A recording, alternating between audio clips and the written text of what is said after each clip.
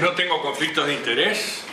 Tengo que pedir disculpas de entrada a los neurocientíficos, a los genetistas y los psiquiatras, porque me voy a meter en temas que conozco muy de pasada. Y un agradecimiento especial al académico Pedro Picardo, con el cual en largas conversaciones tuve enorme cantidad de orientaciones acerca de qué cosas buscar.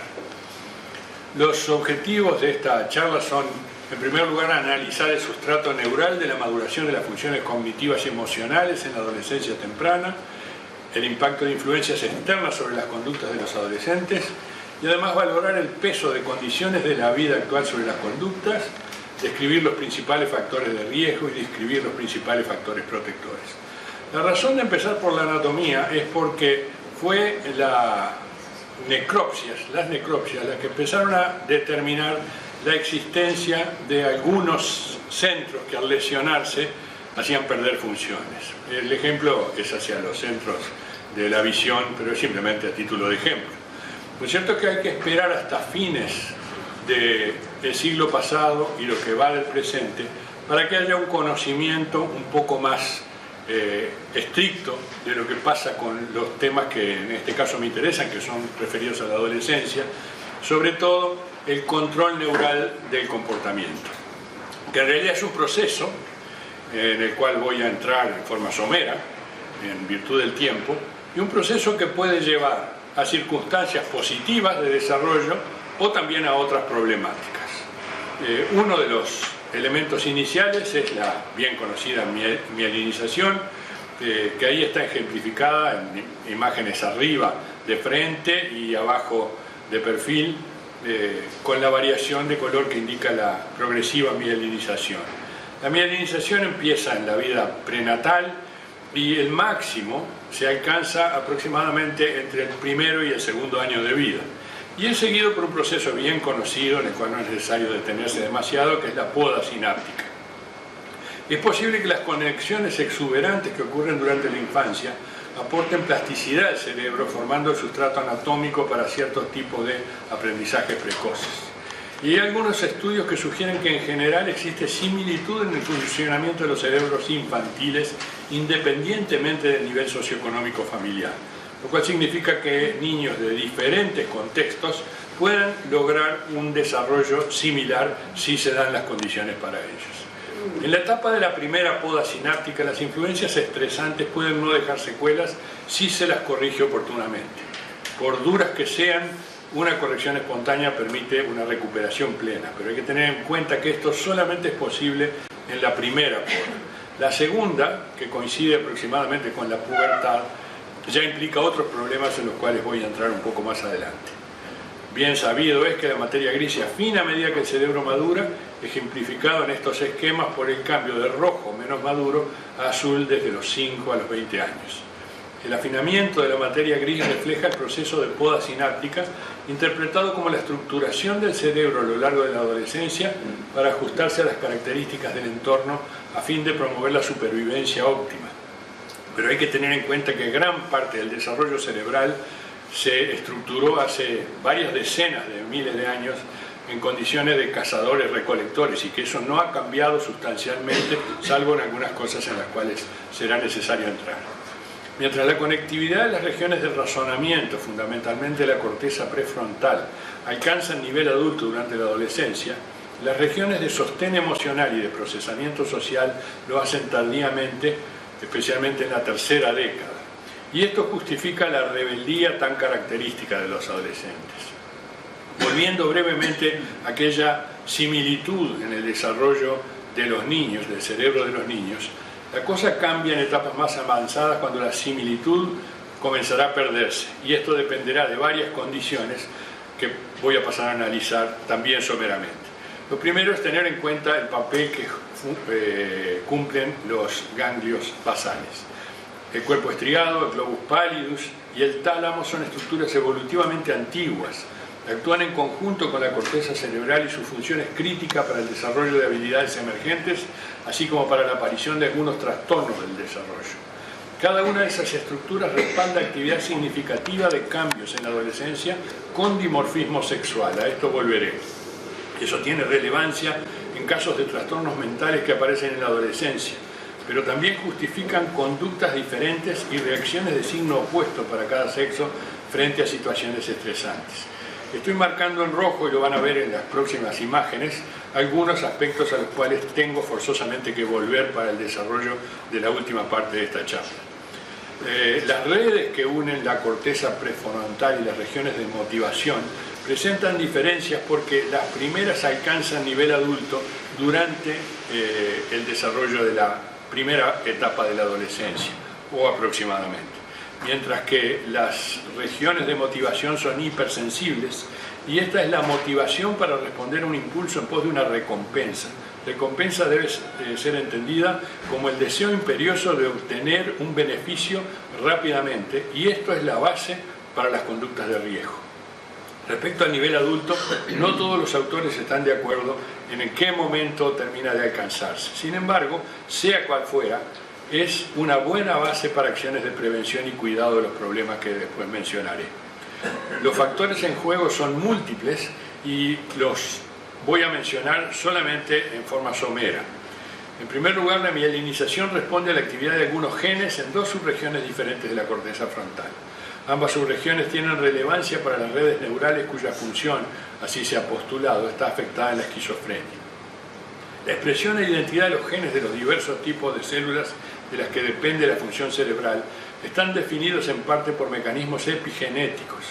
El ADN neuronal contiene dos modificaciones epigenéticas mayores, la metilcitosina y la hidroximetilcitosina, y se han detectado papeles diferenciales para ambas en la regulación de la expresión génica en diferentes tipos de células cerebrales con implicancia etiológica para enfermedades neuropsiquiátricas humanas, entre ellas trastornos depresivos mayores. Los esteroides sexuales, que se elevan en la pubertad, se relacionan directamente con la organización sináptica, ejercen una fuerte influencia en la memoria para la información social y los lazos sociales, mediando en la proliferación de los receptores de oxitocina en varias estructuras límbicas, incluyendo la amígdala y el núcleo accumbens. Steinberg, que ha insistido a lo largo de múltiples estudios, ha postulado que el aumento de oxitocina per se no es responsable de las conductas de riesgo, sino de la exaltación de los vínculos entre pares, lo cual juega un papel importante en fomentar esas conductas. La microglía madura junto con las neuronas y su papel como mediador es crucial en el entramado cerebral. En el desarrollo de esta estructura participa en la poda sináptica. Así, los ratones knockout que carecen del componente 1Q del complemento tienen conectividad sináptica aumentada por insuficiente poda sináptica y muestran signos de epilepsia. Los astrocitos, la otra forma de glía, juegan un papel en la regulación de la maduración, función, plasticidad y eliminación de la sinapsis. Muchos trastornos del espectro autista obedecen parcialmente a alteraciones que afectan a las células gliales o a las interacciones neuronas-glías. El concepto del cerebelo como un órgano relacionado con procesos cognitivos de alto nivel ha cobrado fuerza en las últimas décadas.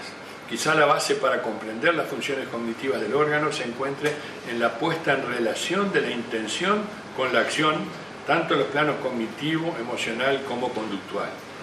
He mostrado hasta ahora algunas piezas de un rompecabezas muy complejo.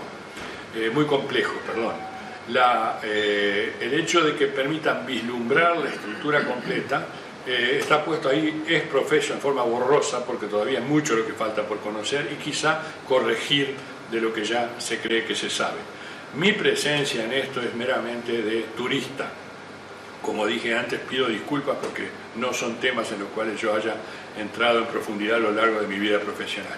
Sin embargo, sí lo he hecho en conductas de riesgo. Y aquí aparecen aquellas cosas que antes dije que quería remarcar en rojo porque tienen importancia para conductas de riesgo. Exaltación de los vínculos entre pares, relación de la intención con la acción, trastornos depresivos mayores y conductas diferentes y reacciones de signo opuesto para cada sexo frente a situaciones estresantes. Para entender conductas de riesgo es importante tener presente los sistemas en los que se basa la capacidad de actuar de manera voluntaria para obtener una finalidad, que constituyen el llamado control cognitivo o función ejecutiva por otros autores, incluso algunos prefieren control ejecutivo, que está caracterizado por 4 grandes componentes. La capacidad de detener un comportamiento impulsivo, el control inhibitorio, la capacidad de retener y procesar información para guiar el comportamiento, la memoria de trabajo, la capacidad de alternar procesos cognitivos en forma flexible según los cambios de demandas en las tareas y la capacidad de seguir reglas y ejecutar razonamientos óptimos. Pero esto nos lleva a control neural de la conducta. Los modelos de explicación son múltiples, coinciden en algunas cosas, difieren en otras, de manera que he elegido solamente uno porque me parece didáctico, que es la explicación de conductas motivadas, vale decir, las acciones tomadas en respuesta a estímulos para alcanzar un fin, postulado por la doctora Ernst, neuroinvestigadora destacadísima con un equipo, en el cual intervienen el córtex prefrontal medio ventral, el estriado ventral y la amígdala. La amígdala, que tiene un rol dominante en conductas evitativas de carácter defensivo, el estriado ventral con rol preferente en conductas de acercamiento, incluso algunas veces en forma demasiado extensa, demasiado riesgosa, y el control de respuesta de acercamiento y evitación en el caso de la función del córtex prefrontal medio ventral. El patrón adulto de este modelo triádico es un sistema balanceado. No todos los adultos lo logran desarrollar, pero es el patrón esperado. En cambio, el patrón esperable en la adolescencia está inclinado hacia la conducta de acercamiento por un predominio, exaltación de la función del estriado ventral en comparación con la amígdala. Y esto lleva a conductas de cierto riesgo. Esas conductas y los desafíos al orden social son normales durante la adolescencia. Son esenciales para el logro de ciertos objetivos del proceso de desarrollo, pero también implican vulnerabilidad, que es necesario tener en cuenta por algunos elementos que quiero destacar más adelante. Sobrevolando sobre todo esto, algunos problemas que son ese mareo que provoca el estrés crónico en cualquier persona y al cual no son ajenos los adolescentes. De los factores que intervienen en esto, los tres que quiero destacar son la pobreza, en especial la pobreza extrema, el vivir en condiciones de violencia o el vivir en medio de conflictos armados. Pero estos que son notorios y bien conocidos a veces no dejan ver claramente algunos otros que son también otras formas de manoseo del cerebro. Es frecuente oír hablar que los adolescentes vuelan en bandada, necesitan estar en grupos, se sienten parte de grupos, quieren ser aceptados por los grupos. Muchísimas veces sin comprender que a veces el grupo es liderado por verdaderas aves de rapiña. Algunas conductas que adoptan los adolescentes están guiadas por impulsos como el bien conocido bullying, que normalmente en otras condiciones haría que un adolescente, más que un adolescente varón, se apartara del grupo. Sin embargo, los adolescentes necesitan ser aceptados. Esto significa ser iniciados en el grupo de pares. Y en este caso él, pero sobre todo la candidata, debe amoldarse o sufrir las consecuencias.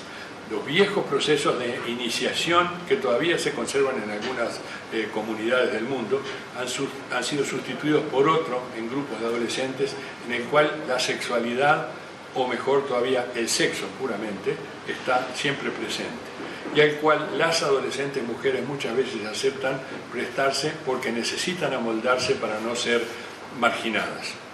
El problema es que muchas veces en estas condiciones el sexo se vuelve mecánico y deshumanizado. Esto no significa que solo la adolescente mujer sufra estas condiciones. El abuso verbal, físico, sexual se da también en varones. Y es acá donde importa tener en cuenta que las diferencias sexuales en mecanismos epigenéticos subyacen tanto al riesgo como a la resiliencia. Las alteraciones epigenéticas impactan sobre las funciones cerebrales y pueden conducir a riesgos con especificidad de género y a trastornos del desarrollo neural en etapas posteriores de la vida. La diferencia entre varones y mujeres es que cuando son sometidos a abusos en la etapa inicial, en la de la segunda poda sináptica, los varones desarrollan mayor agresividad y las mujeres tienden a desarrollar mayor depresión. En esto se fundamenta muchísimos casos de adolescentes un poco mayores que se han vuelto enormemente agresivos. Y también se fundamenta el hecho de que muchas adolescentes abusadas en su adolescencia precoz sufran depresión y bajo autoestima, que curiosamente hacen que necesiten aún más la aceptación grupal para que la depresión no se acentúe. Esto la lleva a un círculo vicioso en el cual abuso de drogas y alcohol, sexo de riesgo y hasta suicidios es todavía mayor que lo antes señalado. Ahora, esto plantea preguntas, ¿y con esto qué hacemos? Esta es una realidad, pero esta realidad encuentra algunas ventanas de oportunidades, sobre todo en la adolescencia precoz, porque allí es posible influir positivamente sobre los procesos de maduración que en esa etapa son todavía modificables. La pérdida de esa oportunidad puede ser irreversibles las consecuencias. La mayoría de los problemas de alto impacto emergen tardíamente en la adolescencia o en la adultez precoz. La adolescencia es el tiempo en el cual los jóvenes adquieren las habilidades sociales necesarias para prosperar como adultos. La frase está entrecomillada porque no es mía. Algunas veces esto se me ha dicho es incorrección política por equiparar a un adolescente como un adulto en proceso, como que no tuviera todavía la dignidad de ser humano necesario. En mi defensa voy a decir que no lo digo yo, lo dice UNICEF y muy recientemente.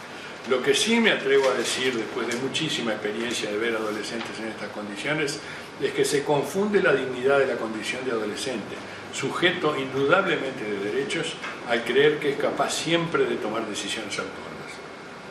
Algunas veces sí lo logra. Se desvirtúa el criterio de autonomía progresiva, banalizando precisamente la adjetivación progresiva y equiparándola simplemente a consentimiento frente a una pregunta de si quiere o no someterse a un tratamiento o aceptar lo que sea. Y se los expone a riesgos al debilitar la protección que todavía necesita. No tengo ninguna duda de que a medida que las capacidades de un adolescente, varón o mujer, crecen, la protección parental y social puede ir siendo aflojada. El problema es que muchísimas veces, lejos de eso, lo que hace es desaparecer casi por completo en muchísimos casos. De modo que cuando un adolescente, y sobre todo una adolescente mujer, empieza a manifestar condiciones en las cuales es apartada violentamente de su grupo con cuestiones que son terriblemente agresivas, es necesario que los adultos estemos organizados y dispuestos a ayudar. Es necesario que la ley ponga en marcha mecanismos de ayuda y protección. Es necesario que los médicos pongamos en marcha mecanismos de ayuda y protección. El problema mayor es que muchísimas veces llegamos tarde, llegamos cuando el incendio está en máxima eclosión. Y quizás sea por esto, por implementar tardíamente los programas, que tantas veces fracasemos. Es necesario empezar desde antes, desde la niñez, y prolongarlo en la etapa adolescente, fundamentalmente a través de la educación. Pero es necesario también tener en cuenta que no se trata de no oír, no ver, no hablar si no se les da permiso a los adolescentes, sino que no debe ser mera instrucción, no debe ser únicamente erudición, no debe ser solo adquisición de destrezas, sino educación que les permita oír, ver y hablar por sí mismos con apoyo de los adultos responsables. Porque contribuir a que forjen su propio destino sin recetas doctorales significa que la resiliencia no se receta, se cultiva. Muchas gracias.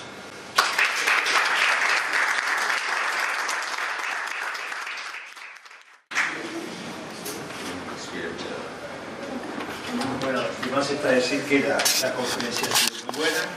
Mis aportes van a ser de muy bajo nivel en comparación a esta conferencia. Yo quisiera de todas maneras enfatizar la importancia de la maduración o de la estructuración cerebral en la adolescencia. Y en esto juegan un papel importantísimo los esteroides sexuales, que son, como bien se sabe, de origen gonadal, suprarrenal y también en otros tejidos, incluso del propio cerebro, que actúan por intermedio de receptores nucleares y también receptores de membrana. Estos esteroides tienen dos tipos de acciones. Una es la acción activacional, que produce efectos sobre los tejidos provistos de receptores que pueden ponerse en acción en cualquier etapa de la vida y que permite la adaptación rápida a contextos sociales específicos. El otro tipo de acción de los esteroides sexuales sobre el cerebro es la organizacional o de programación. Esto significa que produce efectos permanentes en la estructura y la función del cerebro, más allá de que éste esté expuesto o no a las hormonas. Y de este modo se programan las respuestas frente a los efectos anteriormente mencionados activacionales de los esteroides. Esta acción organizacional ocurre en etapas de sensibilidad o de ventana que en general coinciden con los momentos de rápidos cambios en el desarrollo. Estas dos olas, como se dice, de la acción de los esteroides sexuales son el embarazo tardío y la primera infancia, en la cual, de haber un cromosoma Y, hay una masculinización del cerebro, de no haberlo, permanece siendo femenino. Y la segunda ola es la adolescencia, en el cual hay un refinamiento en la estructuración de los circuitos neurales, que, como fue dicho acá, incluye neurogénesis, apoptosis, crecimiento y reducción de axones, de las dendritas, aumento o disminución de la sinapsis y de la mielinización. Las modificaciones son sexo-específicas y además difieren según distintas regiones cerebrales. Vinculado a esto sería, digamos así, lo normal, lo fisiológico, lo que ocurre. Después, como es difícil sacar conclusiones, o imposible sacar conclusiones de tipo experimental en los humanos, nos debemos servir de los experimentos naturales, que son las patologías relacionadas con la producción o la acción de los esteroides sexuales, que son la ausencia de pubertad, como las disgenesias gonadales o el síndrome de Morsier, la insensibilidad total a los receptores androgénicos, que es el pseudo-hermafroditismo masculino o testículo feminizante, la hiperplasia suprarrenal congénita, el pseudo-hermafroditismo femenino, el hipogonadismo hipogonadotrófico idiopático y la pubertad precoz central. Todas estas situaciones patológicas modifican la maduración del cerebro y se ha visto precisamente que se asocian con trastornos cognitivos, del manejo del espacio, trastornos alimentarios, anorexia, nerviosa y bulimia, y depresión. Quiero ocuparme, para finalizar, de un tema que a mí me ha preocupado e interesado desde hace mucho tiempo, y creo que la academia en algún momento debería encarar en forma de seminario, y es la acción de los disruptores endocrinos ambientales. Existen más de 1000 sustancias en el ambiente que actúan a concentraciones mínimas, a razón de partes por billón. Los tóxicos en general se miden en partes por millón, y que tienen la característica de persistir largos periodos en el ambiente, ingresar al organismo, generalmente por alimentos, agua, a través de la piel, y actuar sobre los receptores para los esteroides sexuales, ocasionando los dos tipos de efectos que hemos visto, activacionales y organizacionales. Las consecuencias de estos disruptores son duraderas, a veces manifestadas a largo plazo, variables según el momento de su acción, que puede ser desde intrauterina hasta como adulto. Y a veces son transgeneracionales, por su efecto epigenético, pueden durar 2-3 generaciones después. Dentro de estas sustancias están el difenol A, los ftalatos, las dioxinas, los insecticidas, los pesticidas, los metales pesados, como el plomo y el mercurio. Y vean que la acción de estas sustancias se vinculan con pubertad precoz, infertilidad, endometriosis, cáncer, trastornos de la alimentación, obesidad, diabetes, enfermedad cardiovascular, susceptibilidad a las infecciones, enfermedades autoinmunes, neurodegenerativas, ansiedad, autismo, alteraciones conductuales, como por ejemplo de la conducta maternal o sociopatías.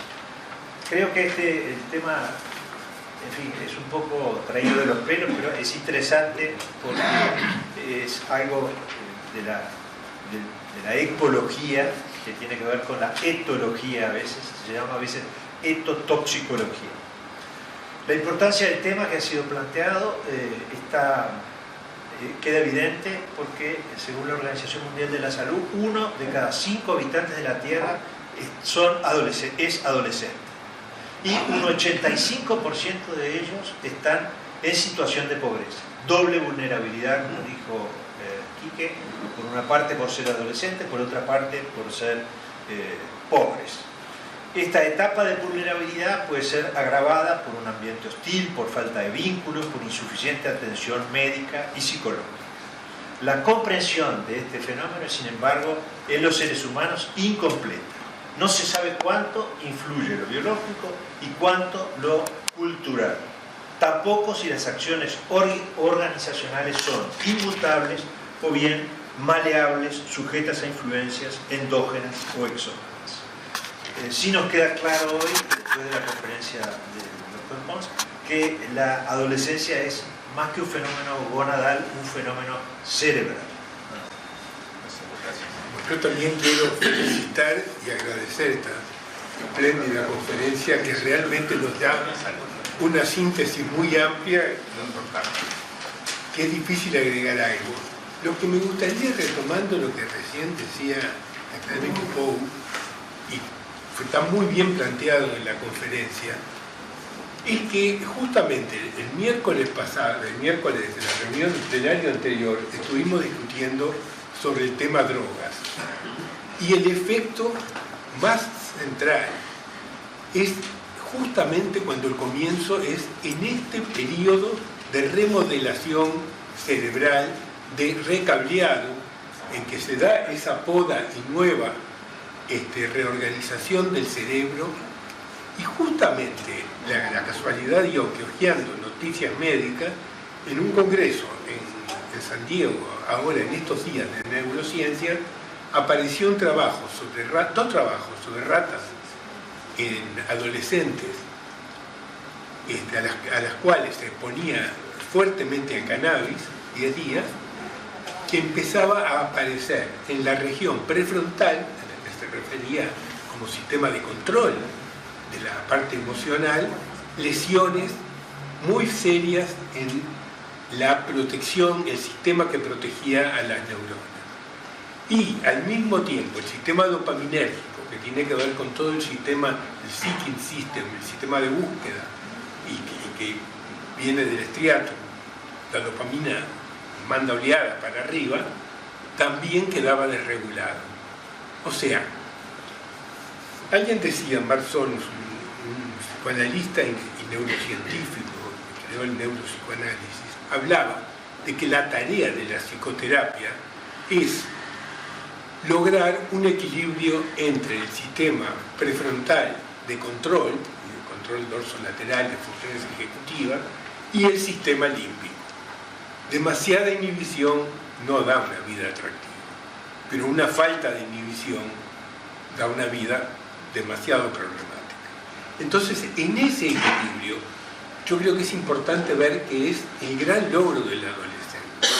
Acá hablamos, y yo me estoy refiriendo ahora, al adolescente en tercera persona, lo que pasa en su cerebro. Como en el consultorio, como psiquiatra, como psicoanalista, lo que estoy viendo es al adolescente tal como aparece en primera persona. O sea, y ahí se habla de un término que me gustaría, me parece que se une muy bien a todo lo que se expuso, que es la importancia de la tarea no solo de construir un cerebro, sino de construir una subjetividad.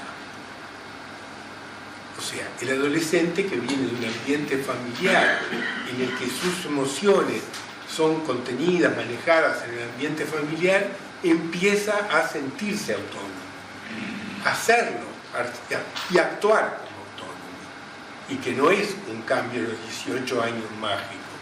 Es toda una construcción en que la memoria autobiográfica tiene que empezar a construir una imagen de sí mismo, en el que esa imagen de sí mismo tiene, como decía muy bien Porcho, tiene que verse reflejada en los demás, porque si no se siente excluido del grupo y eso puede ser aniquilante.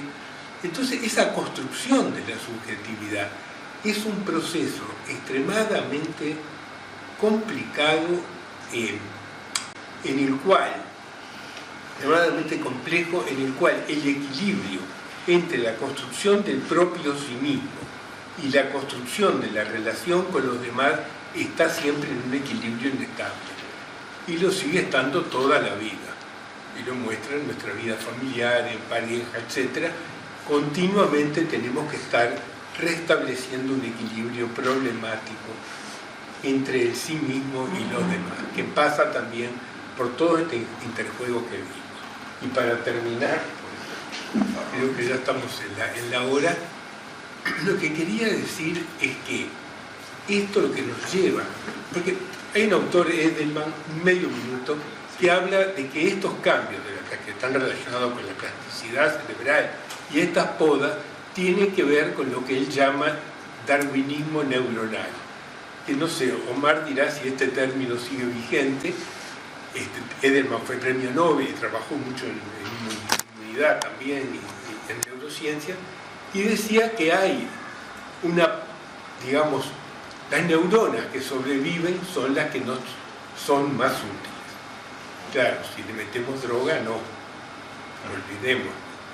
Y que cuidar esto requiere que consigamos, ahora pongo, además de la tercera y la primera persona, la segunda persona, requiere que podamos convertir al adolescente en un socio del cuidado por su propio desarrollo.